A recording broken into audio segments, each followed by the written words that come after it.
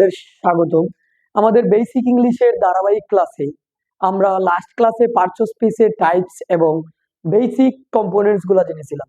আজকে আমরা নাউন সম্পর্কে এ টু জেড জানবো। আচ্ছা, নাউন সম্পর্কে আমরা লাস্ট ক্লাসে জেনেছিলাম, অর্থাৎ কোনো কিছুর নামকে হচ্ছে আমরা নাউন বলবো। আচ্ছা, এই জায়গাতে দেখেন হচ্ছে আমি নাউনের টাইপস লিখছি। সব সময় মনে রাখতে হবে নাউন হচ্ছে প্রধানত দুই প্রকার। প্রথম হচ্ছে অ্যাবস্ট্রাক্ট নাউন, যেটা হচ্ছে বাংলা গুণবাচক। দেন হচ্ছে কনক্রিট নাউন, যেটা হচ্ছে বস্তুবাচক। অ্যাবস্ট্রাক্ট নাউন বলতে ওই নাউনটাকে বোঝায় যেই নাউনটা হচ্ছে আমরা কি করতে পারি না, অর্থাৎ আমরা যেই নাউনটা হচ্ছে ধরেন গুণবাচক, অর্থাৎ ধরেন আমাদের দোষ, গুণ, অবস্থা, এইরকম কন্ডিশন হচ্ছে অ্যাবস্ট্রাক্ট নাউন বা এই জিনিসগুলো আর কি মেইন। যেমন আমি এই জায়গাতে দুটো এক্সাম্পল লিখে রাখছি, যে সফটনেস, তারপর হচ্ছে কি ওয়েলথ। এই যে জিনিসগুলো, এই জিনিসগুলো হচ্ছে অ্যাবস্ট্রাক্ট নাউনের অন্তর্ভুক্ত হবে। ঠিক আছে। আর এটা হচ্ছে সত্য যে আমাদের যে চাকরি পরীক্ষা বা হচ্ছে আমাদের যে বিষয় পরীক্ষা, এই জায়গা থেকে খুব কমই কোয়েশ্চন আসে।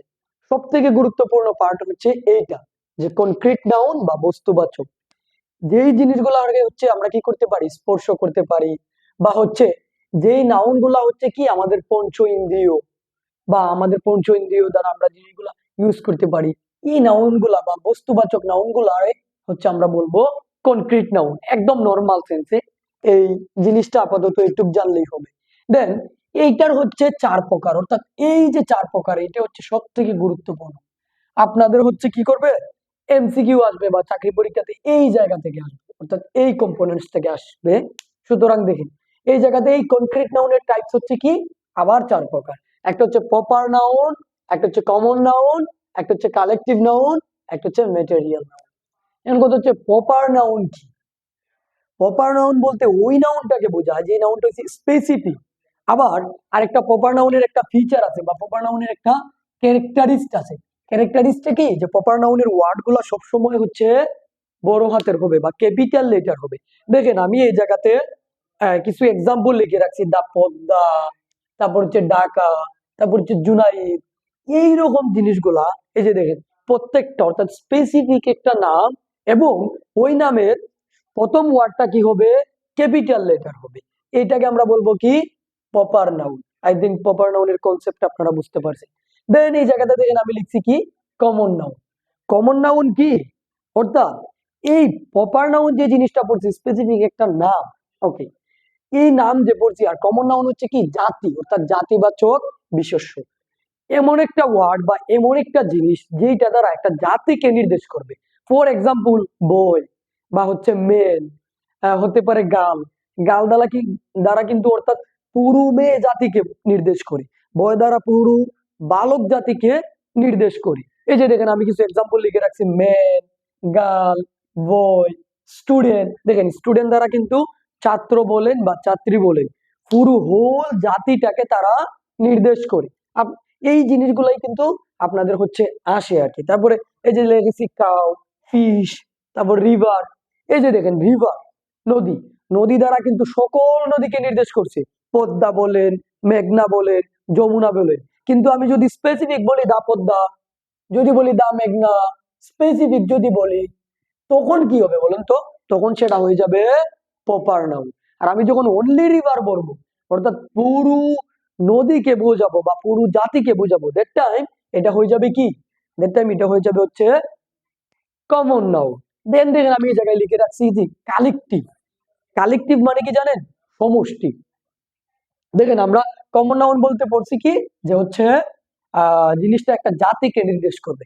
আর কালেকটিভ নাউন অর্থাৎ একটা সমষ্টিকে, পুরো একটা সমষ্টিকে বোঝাবে। এখন হতে পারে দুইজনের সমষ্টি, হতে পারে তিনজনের, হতে পারে চারজনের, ইত্যাদি হতে পারে। সমষ্টি মানে হচ্ছে যোগফল।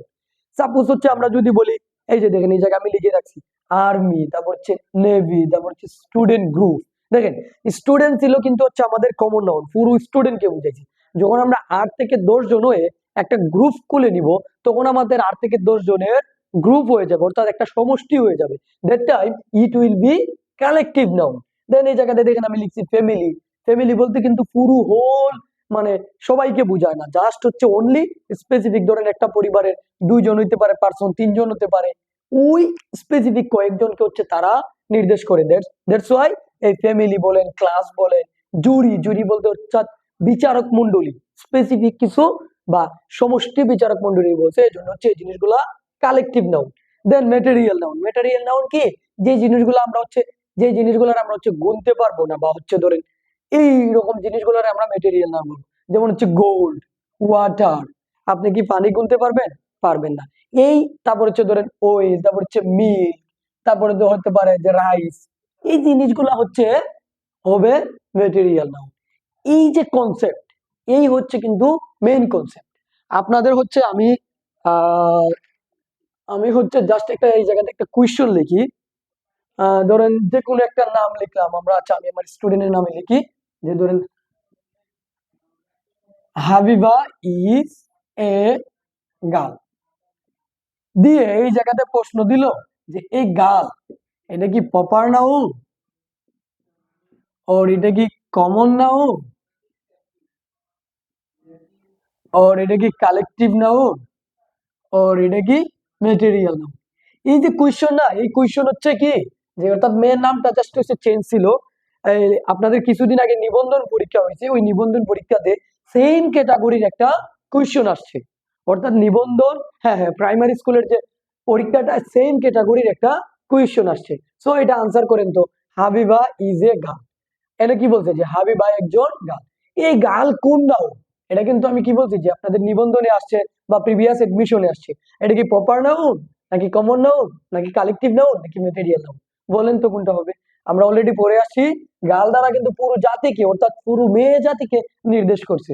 That's why it will B common noun. তারপরে ধরেন আমি আরেকটা এক্সাম্পল লিখলাম, ঢাকা ইজ এ সিটি, আপনি আমাকে বলবেন যে সিটি কোন নাউন আর ঢাকা কোন নাউন। সিটি কোন নাউন হবে বলেন তো। সিটি দ্বারা কি অনলি একটা স্পেসিফিক শহরকে নির্দেশ করছে? কখনোই না।